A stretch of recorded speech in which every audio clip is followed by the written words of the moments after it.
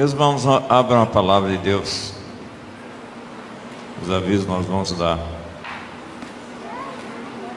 após a mensagem. Mas queria convidar Débora e Bruno, né? Mas abra a Bíblia no capítulo 6 de Lucas. Vamos convidar Débora e Bruno.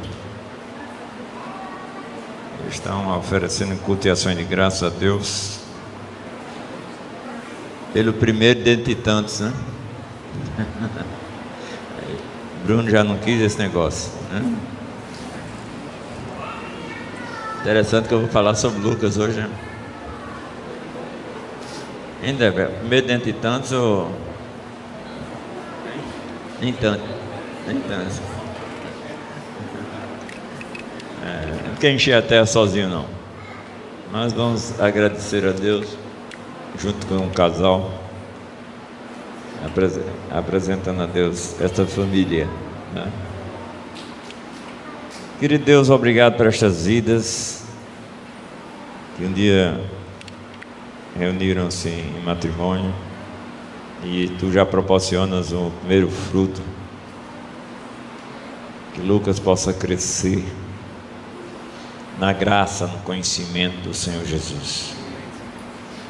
Fortalece Débora e Bruno ao ponto que eles sempre estejam dispostos a orar por ele e orar com ele. Que eles sejam os discipuladores de Lucas, tal como Timóteo recebeu o ensinamento da sua avó, da sua mãe, assim também Lucas possa receber de seus pais, para que possam viver a promessa. Ensina, educa a criança no caminho que deve andar, e quando envelhecer não se desviará dele. Muito obrigado, Senhor, por essas vidas. Muito obrigado, e oferecemos a Ti um culto de ações de graças, em nome de Jesus. Amém.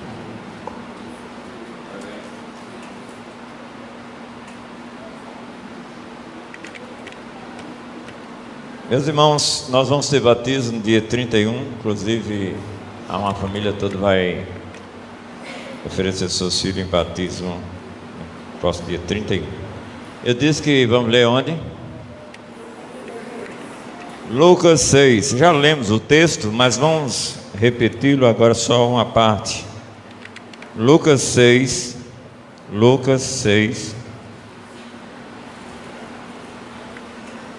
6 a 11. 6 a 11. Lucas 6, 6 a 11. Vocês podem ficar sentados mesmo? Nós vamos ler o texto. Sucedeu que em outro sábado entrou ele na sinagoga e ensinava. Ora, achava-se ali um homem cuja mão direita estava ressequida. Os escribas e os fariseus observavam-no, procurando ver se ele faria uma cura no sábado, a fim de acharem de que o acusasse. Mas ele, conhecendo-lhes os pensamentos, disse ao homem da mão ressequida: levanta-te e vem para o meio. E ele, levantando-se, permaneceu de pé. Então disse Jesus a eles: que vos parece? É lícito no sábado fazer o bem ou o mal? Salvar a vida ou deixá-la perecer? E fitando todos ao redor, disse ao homem: estende a mão. Ele assim o fez, e a mão lhe foi restaurada. Mas eles se encheram de furor e discutiam entre si quanto ao que fariam a Jesus. Querido Deus, lemos o Teu livro, o único livro Teu, Neste momento, o Teu Espírito Santo, que inspirou Lucas para escrever, traga luz ao nosso entendimento e força ao nosso coração e à nossa vida para praticar este livro. Trabalhe em nossas mentes, nossos corações, que nossa vida agora esteja apresentada a Ti, ao ponto de receber a Tua mensagem, em nome de Jesus. Meus queridos, é claro, muito claro, que Jesus Cristo nunca fazia coisa por acaso. Ele sempre fazia sob a determinação do Pai. Ele expressou isso bem claramente muitas vezes, principalmente em João 5,19, que não fazia nada de si mesmo, mas tudo quanto viu o Pai fazer, ele fazia também. Ele disse que nunca fazia algo propriamente seu. E nesse episódio aqui não é diferente, não poderia ser diferente. Jesus Cristo verdadeiramente estava de maneira intencional naquele local. Uma semana antes ele esteve conversando com os líderes religiosos e expôs que ele era o Senhor do sábado. Mas aqui se depara com um quadro interessante de um homem com a mão ressequida. E como eu disse, não creio, amados, que é algo por acaso, mas como Deus é soberano e providente, Ele trouxe este quadro aqui para mostrar que a religiosidade está bem abaixo da justiça, da compaixão, da fé. Ele expressou bem isso quando os fariseus faziam questão incorretamente de dar dízimo de todas as coisas, mas esqueciam os preceitos mais importantes da lei, que era a misericórdia, a justiça e a fé. Jesus Cristo, neste quadro aqui, nesse episódio aqui, demonstra isso claramente, que a vontade do Pai está acima de qualquer religiosidade. E meus queridos, vejam aqui que a religião quis inverter as coisas. A religião quis inverter o que Deus realmente quer para as nossas vidas. Veja que a religião aqui, os líderes queriam deturpá-la, queria deturpar algo maravilhoso que Cristo quis passar. Os líderes amados, no caso aqui, escribas e fariseus, quiseram transformar o lícito em transgressão. Vamos voltar a dizer, os líderes religiosos queriam transformar o lícito em transgressão. O que era o lícito? Salvar, curar, transformar, restaurar. Mas eles queriam pegar o momento, o sábado, e transformar este lícito em transgressão. E o que é pior, eles fizeram outra coisa aqui interessante, terrível, que Jesus Cristo não aceitou também. Eles nessa hora queriam transformar o ilícito em lícito. Aí você pergunta aqui, onde é que está isso, pastor? Que eles quiseram transformar o ilícito em lícito. Veja que, amados, eles começaram a planejar algo para acusar Jesus Cristo. Pegaram o ilícito para destruir a vida de Jesus Cristo, para acusar Jesus Cristo, e transformou em lícito. Não, estamos respaldados pela lei, então vamos matar Jesus Cristo. E não é isso que Deus quer. A expressão bíblica, nós vemos aqui que Jesus Cristo sempre olhava as pessoas, cada pessoa, com compaixão. Ele sentia, ele se movia por dentro em favor das pessoas. Por isso devemos ter o cuidado, para que os conceitos por aí, os conceitos sem a veracidade bíblica, não manipulem a nossa vida simplesmente para nos adequar a uma sociedade podre, corrupta, perversa. Quantas vezes nós estamos sendo manipulados? Eu não sei como as mulheres olham no espelho, não é? Se ela pensa em quê? Em ser agradável a si mesma? Ou se alguém vai pensar, como vai pensar? Muitas vezes nós somos manipulados pelas outras pessoas. E vamos trazer para nós, amados, a situação deste homem. Deixa aberta a palavra de Deus. No versículo 6 diz algo interessante. Sucedeu que em outro sábado entrou ele na sinagoga e ensinava. Estava ali para ensinar, para ministrar. Ele tinha a palavra, tinha lá o local onde se lia a palavra e ensinava. Ele devia ter muita gente já ali. Era um sábado peculiar aos judeus. E sucedeu que nesse sábado entrou na sinagoga e ensinava. Ora, achava-se ali um homem cuja mão estava ressequida. Interessante que o nosso querido Lucas, como médico, né, deu ênfase na mão direita.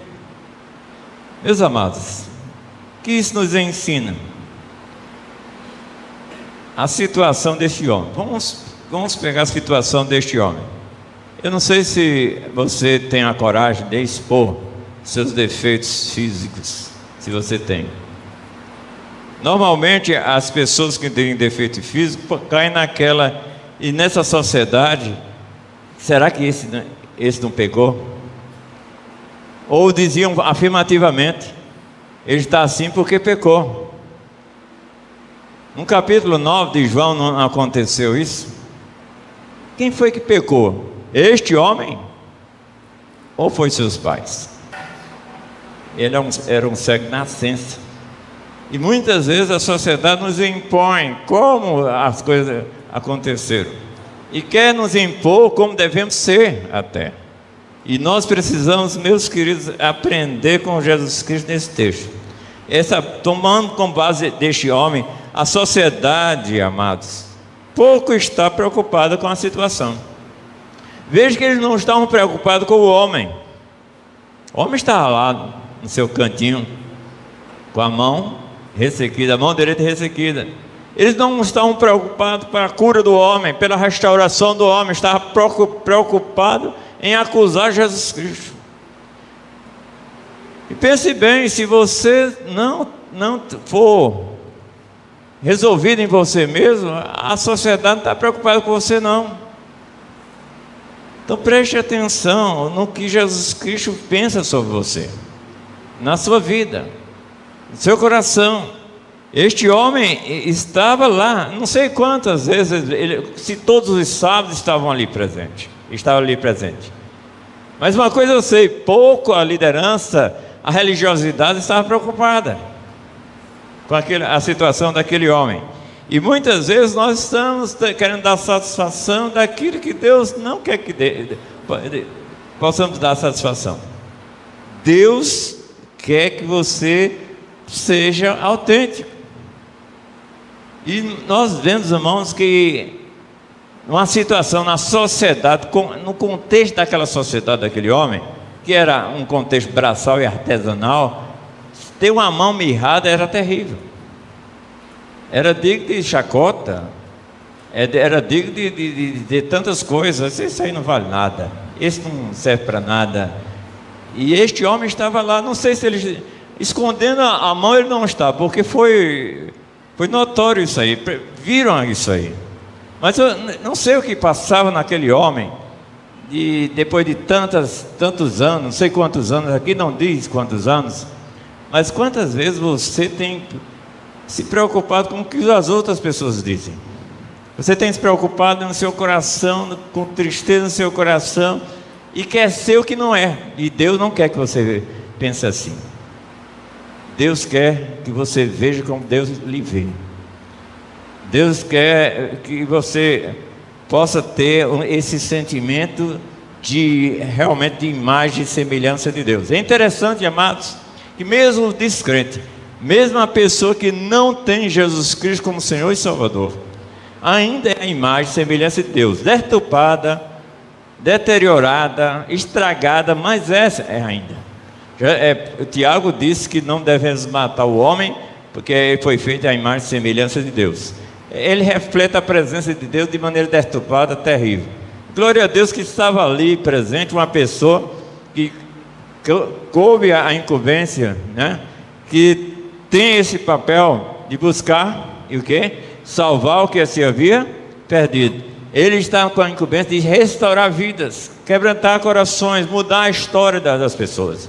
Porque se alguém está em Cristo, nova criatura é. As coisas velhas já passaram, e eis que tudo se fez novo. E meus queridos, o quadro deste homem, que podia ser motivo de tantas zombarias, tantos escárnios, este homem teve uma presença diferente naquele dia. Talvez você não esteja com a mão mirrada, não esteja com a mão ressequida, mas pode ser que seu coração esteja assim, que você tenha tanto complexo, você tenha tanto sentimento de culpa, você seja depressivo, você esteja estragado por dentro, você esteja sob uma influência errada, você está querendo se amoldar à sociedade que não quer saber de você, não. Já notou que o garçom não está muito interessado em você, mas na gorjeta, para resguardar o seu emprego? Já pensou que os vendedores de hoje estão doidos por você, mas doidos pelo seu dinheiro e não por você mesmo? Aquela sociedade estava ali, aquela multidão estava ali, a liderança religiosa estava ali, mas pouco estava lixando para a situação daquele homem. Mas teve uma pessoa que não, e essa pessoa está aqui. Essa pessoa é Jesus Cristo. Ele ama, ele vê você diferente. Ele sabe o que é mais interessante, que ele sabe das suas frustrações, ele sabe dos seus problemas, ele sabe das suas dificuldades, sabe dos seus pecados. Não pense que ele não sabe, mas ele ama você ainda, para restaurá-lo. A Bíblia nos mostra que a mão deste homem foi restaurada. Então pense nessas coisas. Esse texto aqui me encheu o coração esta tarde. Estava meditando nele, como ele falou ao meu coração. Eu me lembro que quando eu era adolescente, era mago que dava dó, né? E eu procurava através do futebol, que não era tão ruim, né? E dos estudos, vencer tudo isso aí. E realmente venci sobre essas coisas. Eu era chamado de macarrão, né? E as pessoas diziam, era fino mesmo, aquela música do Rebanhão, era minha. Quando eu ouvi pela primeira vez, não era nem crente. Eu disse, essa é a minha. Era mago que dava dó. Meu paletó é de uma lista só, né? Para você ter ideia, 1,79 m com 58 quilos, não é? Era um cibito baleado. Mas eu não tinha tempo para ficar com essas coisas, esses traumas. Eu gostava de jogar, de correr, de tal. E comecei a trabalhar com 13 anos. E não tinha tempo para essas coisas. Mas muitas pessoas hoje só vestem uma coisa pensando nos outros, só compra algo pensando nos outros. E nós vemos que nosso Deus está acima dessas coisas. Aqui, meus queridos, este homem estava lá, mas as pessoas estavam indiferentes e queriam as pessoas queriam usá-lo para incriminar Jesus Cristo, aquele que era a solução do problema dele. E nós vemos, amados, esse texto, coisas maravilhosas. Aqui nós vemos este homem, não é?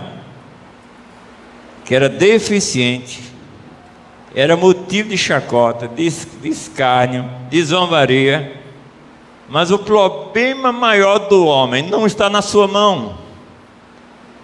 O problema maior seu não está no seu exterior, está realmente no seu coração. Eu queria parar agora um pouquinho e vamos passar um vídeo. Não sei se pode dar uma pausa aí.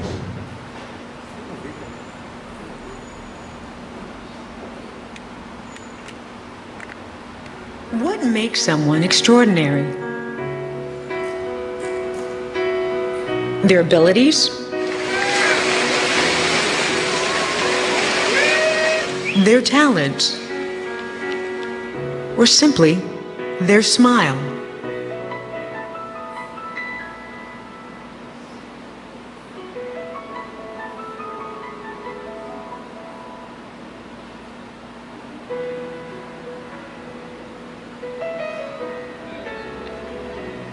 My dad was saying that he was, his head was next to my mum's head as I was being born, and he saw my shoulder, and he just went pale.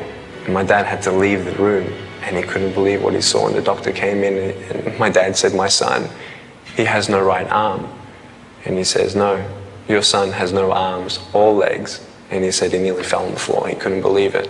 Why would God let the pastor's son be born that way? And my mum, at first, she didn't want to hold me. She didn't want to, breastfeed me and all that.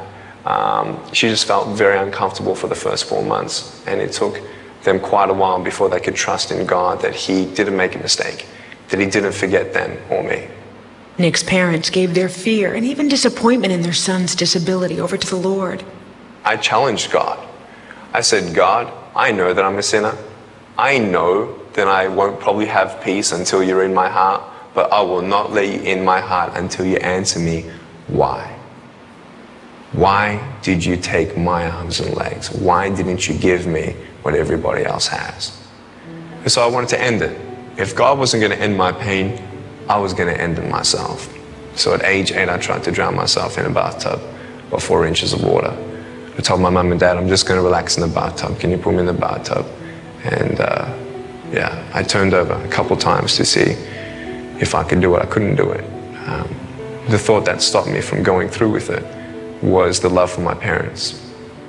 That would be the last time Nick would attempt suicide, but it wouldn't be the last time he would come face to face with those deep issues that made him want to end the pain.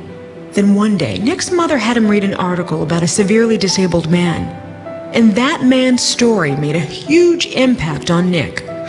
I have a choice to either be angry at God for what I don't have or be thankful for what I do have.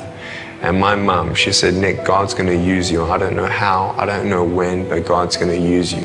And that's when I started seeing that there is no point in being complete on the outside when you're broken on the inside. And I found out that God can heal you without changing the circumstance. I gave my life to Jesus Christ when I read John 9 at age 15, where a man was coming through a village, and a man, this blind man from birth, Jesus saw him. People said, "Why was this man born that way?" Jesus said, "It was done so that the works of God may be revealed through him." And I felt like God answered my question. The question was, why? Why did you make me this way? And the answer was, do you trust me? That's the question. And when you say yes to that question, nothing else matters. But once we realize that when we read the Word of God and you know the truth of who you are, I am not a man without arms and legs. I am a child of God. I am forgiven of my sins. I'm an ambassador of the King of Kings and Lord of Lords. I'm nothing but a servant of the Most High God. God, though, lives in me, and I now live in His strength. And whatever Jesus conquered, I conquer. I believe if God doesn't give you a miracle, you are a miracle of God for somebody else's salvation. And I thank God that He didn't answer my prayer when I was begging Him for arms and legs at age 8. Because guess what? Because I have no arms and no legs, He's using me all around the world. And we've seen so far, approximately, this is conservative, 200,000 souls come to Jesus Christ for the very first time in the last 6-7 years. Because I'd rather have no arms, no legs temporarily here on earth to be able to reach someone else for Jesus Christ. That He hasn't forgotten your pain, He hasn't forgotten your family. And maybe while you're watching this interview, you've compared your suffering to my suffering. And that's not where hope is, to know that someone else, in your opinion, is suffering more than you. That's not where hope is. But hope is in the name of God, the name of the Lord Jesus Christ. Hope is when you compare your suffering to the infinite, immeasurable love and grace of God. Isaiah 40, verse 31 says, "Those who wait upon the Lord will renew their strength. They shall mount up on wings as eagles." I didn't need my circumstance to change. I don't need arms and legs. I need the wings of the Holy Spirit. And I'm flying because I know Jesus is holding me up. Don't give up on God, because God will not give up on you. Chega momento que você pensa que se mais uma coisa ruim acontecer em sua vida, você irá desistir. Neste momento você sente, isso vai ser impossível. Não vou superar. Vou demonstrar.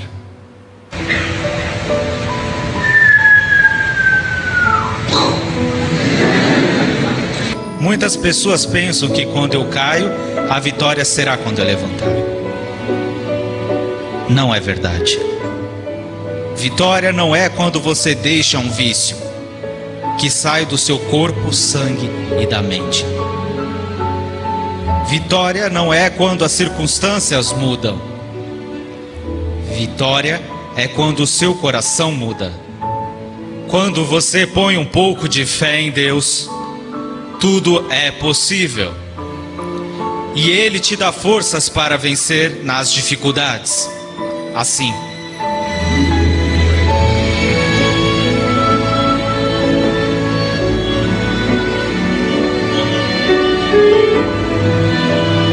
isso é Deus.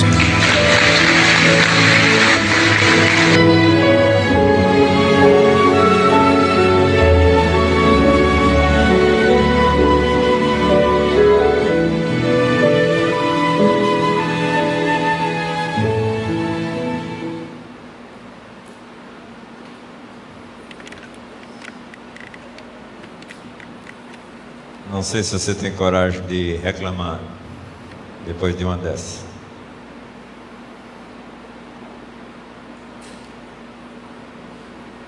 A cura maior daquele homem não foi a mão restaurada.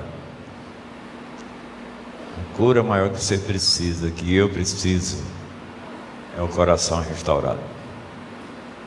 Muitas pessoas querem mudar para depois seguir Jesus. Não vai acontecer nunca, que o coração é enganoso. Este homem recebeu uma ordem de Jesus Cristo. Este homem veio a Jesus Cristo sob a sua ordem, e aí foi a mão restaurada. Vamos pensar em 3 coisas rapidamente que este homem fez. Abra o texto aí. A primeira lição que eu aprendi aqui está no versículo 6. Sucedeu que em outro sábado entrou ele na sinagoga e ensinava. Meus queridos, veja quem estava presente. A sinagoga tinha todos os sábados, mas agora tinha uma pessoa diferente lá. Era o autor da vida. Muitas vezes nós não estamos conscientes dessa presença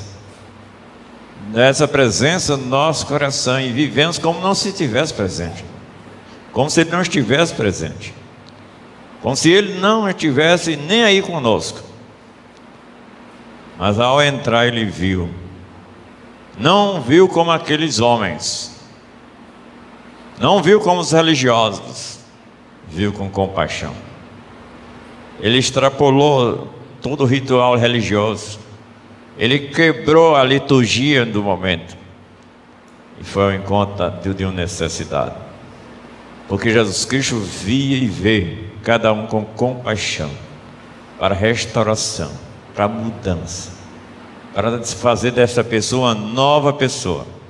E quantas vezes você está autocomiserando? Olha a minha situação, Deus não está vendo isso. Não está vendo. Sim, Ele está vendo. A Bíblia nos mostra que ainda que uma mãe esqueça do filho que amamentou, do produto do seu ventre, eu, porém, não me esquecerei de ti, diz o Senhor. Jamais te deixarei, jamais te desampararei. Então, Jesus está presente aí, mas será que você está consciente dessa presença? Deste algo maravilhoso que Ele tem para dar, tem para fazer, para transformar. Nick, enquanto se lamentava, nunca foi nada. Mas quando ele começou a pensar diferente, glorificar a Deus, já ganhou 200.000 almas para Cristo. E você ainda reclama com 2 pés, 2 mãos? Eu tenho vergonha desse quadro. Toda vez que eu assisto muitas vezes para me motivar, muitas vezes. Porque este homem não conquista coisas materiais, ele conquista para a eternidade. Isso aqui é meu anelo. A minha alma anela por isso. Você pode conquistar o mundo inteiro, mas perder a alma. Este homem tanto ganhou a alma dele, entregando a vida a Cristo, como está ganhando almas para Jesus Cristo. Porque tem a consciência plena da presença de Deus em sua vida. Não precisou de pernas, não precisou de braços, precisou de um coração inteiro em Deus. A segunda coisa, amados, aqui que eu aprendi nesse texto está no versículo 8. Mas ele, conhecendo-lhes os pensamentos, disse ao homem da mão ressequida: levanta-te e vem para o meio. Isso aqui me trouxe uma lição muito grande. Seja você mesmo, não queira ser ninguém. Aquele homem se expôs a tudo. Talvez ele pensasse, mas ele quer me expor ao ridículo. Será o que é que ele vai fazer comigo? Ele não teve medo, tirou esses medos, essas frustrações, esqueceu das zombarias se aconteceram, esqueceu de tudo, aquela mão feia, horrível, e obedeceu a Jesus Cristo. Se envolva, esteja no meio das pessoas, não tenha medo de ser o que Deus fez em você. Nick não teve mais medo, não procurou mais se suicidar, procurou estar com Jesus Cristo. Você tem essa coragem? Eu vou descartar de todo meu passado, todas as minhas frustrações, todos os meus conceitos, preconceitos, etc. Vou para Jesus. Eu vou para o meio. Eu vou me envolver. É lá que tem a razão do meu viver. É lá que tem onde minha alma anela. Porque você só será completo. Você só será pleno com Jesus Cristo. Em terceiro lugar, amados, levantando-se, permaneceu de pé. Então disse Jesus a ele: que vos parece? É lícito no sábado fazer o bem ou o mal, salvar a vida ou deixá-la perecer? Evitando todos ao redor, disse: homem, estende a mão. Lá era físico.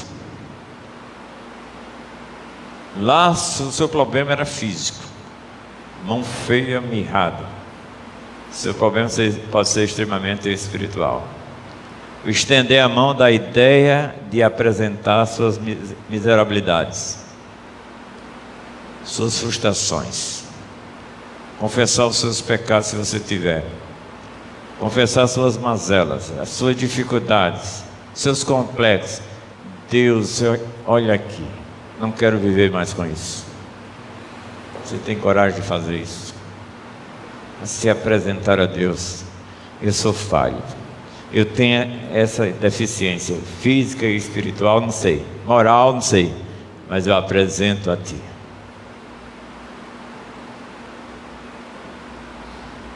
Ele apresentou. Quando a mão voltou até perto dele, já não era a mesma. A presença de Deus, quando você sair daqui, jamais será o mesmo. Você crente em Jesus Cristo, tem passado por frustrações, dificuldades. Hoje é o dia de você estender a mão àquele que pode, aquele que transforma, aquele que é poderoso para fazer infinitamente mais que pedimos ou pensamos, porque Ele está aqui. O poder dele opera aqui, opera na sua vida, e Ele quer fazer algo extraordinário em você. Ele está presente, Ele chama, Ele quer que você estenda. Agora é contigo. Deus abençoe. Vamos ficar em pé, amados.